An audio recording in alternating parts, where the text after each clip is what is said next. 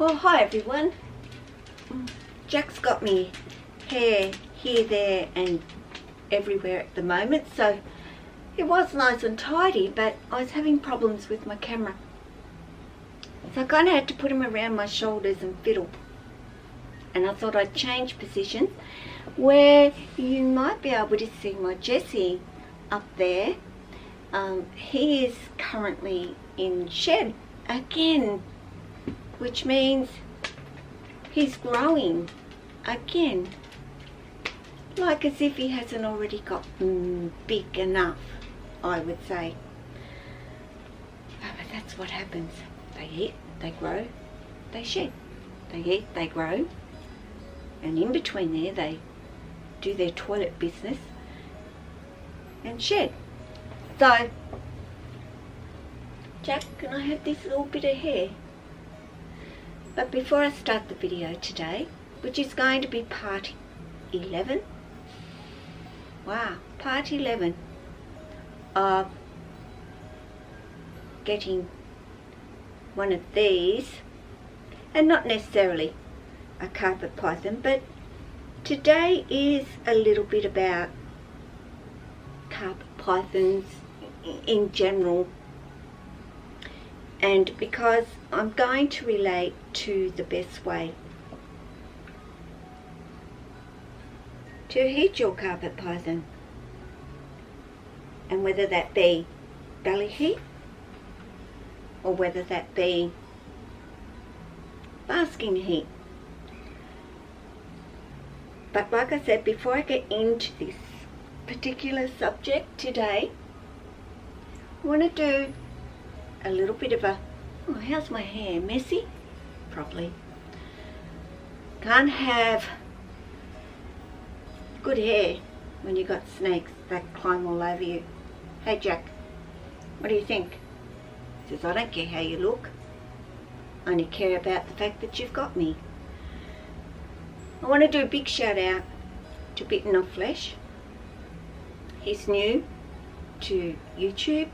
Just started his channel, and for me he's a new person here on YouTube. So great guy. Want to know his name? His name's Sheldon. Go over and check out his channel for me and say hello to him. He's keen, he's passionate, and he wants to do everything right by the community and be a part of the community, and that's exactly what he is being, a big part of the community. So go over and subscribe, press that little bell for him, and take 2 seconds to say hello. So now on to the video and heating, like I said, probably more so carpet pythons and what I've found that works for me, what I feel they like. And so this is sort of, you know, if you bring your baby home and they're in a tub, of course you can't use basking heat, can you? And you have to use belly heat for them. Of course, if you were to start them off in an enclosure, which you could, the size of a pani's up there that you can see, then you could use the basking heat pretty much straight up. What I've found with my carpets is they're climbers, and they like to be pretty much off the ground. Now that is not to say that if you use ground heat that your carpet python is not going to go down to the ground and sit on that ground heat. You're going to visit Jessie. Well, you can very shortly, but for now, could you hang with Mum just for a little while? That would be nice, Jack. I'll lift him up a bit. So for me, I have created basking for my carpet pythons. All of my carpets do like to be up off the ground, and I've given them branches or hammocks or things like that to utilise being able to get up under the basking heat. But like I said, it's not essential that you use basking heat for them. You know, if your enclosure is only that 550, 600 high, then belly heating would be more than appropriate for them. Now, I have Lily in a 600, but she has basking heat. I have Jack in a 1200 high, and he has basking heat. But over the winter, I have belly heat for him down on the floor because I use heat panels, guys. And heat panels will not reach all the way down to the floor and heat that floor area. And I don't even, well, maybe if I had a lamp and a globe in there, it may reach there. I just haven't put a globe heating in the bigger enclosures. I've invested in the heat panels, and I can say to you, they are a great way to heat your enclosures for any species that you have. It gives a much better ambient temperature. It also is much better on the humidity for your snakes using heat panels.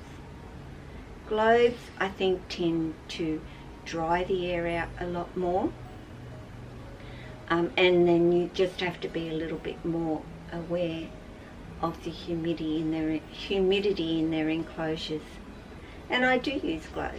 I have one over a Maya, one over a Pani, one over Maya, and I actually have an indoor one in Sears with, of course, a metal cage around it. And don't forget to put a metal cage around them.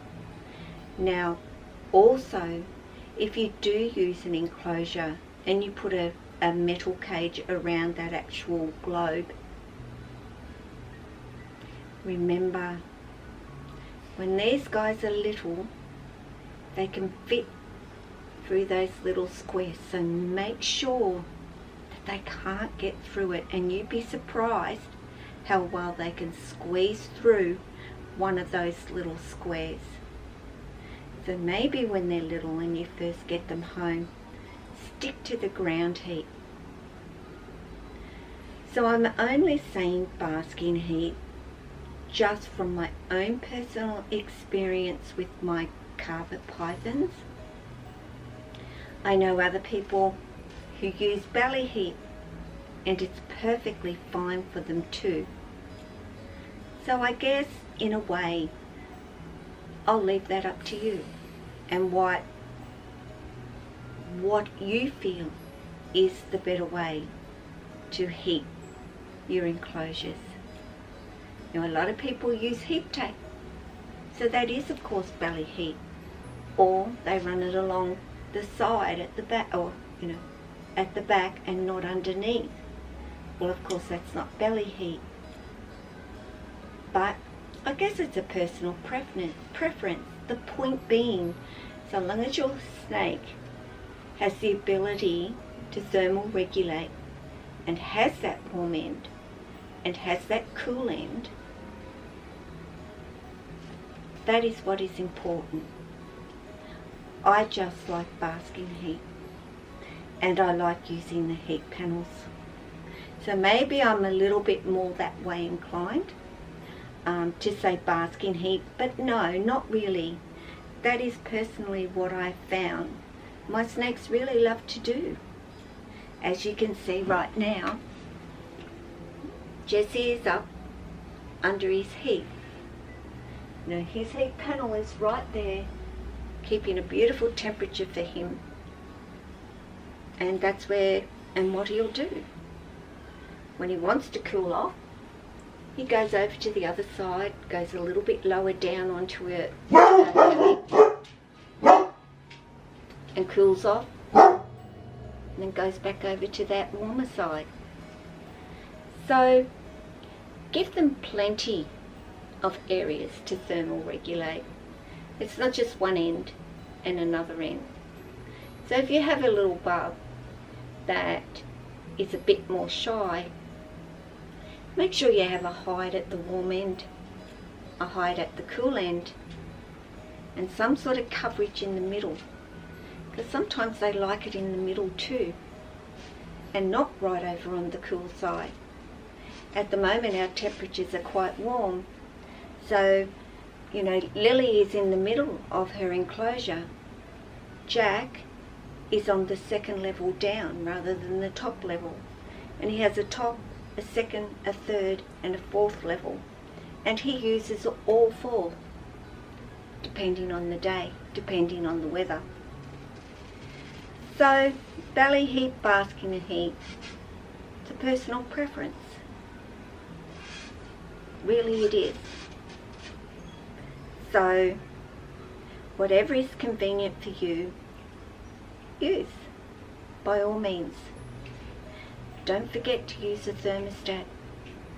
Never ever connect up their heating and think, oh, if I just put the gun on it, blah blah blah, it'll be perfectly fine and it's only this wattage.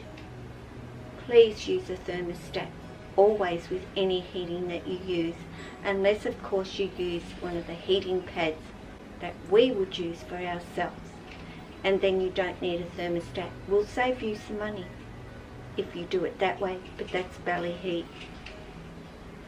So anyway guys, from me and Jack,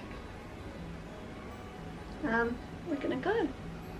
Don't forget, go check out Bitten Off Flesh, Sheldon, and you all take care of yourself and your family and your friends, your snakes and all your animals. Ciao.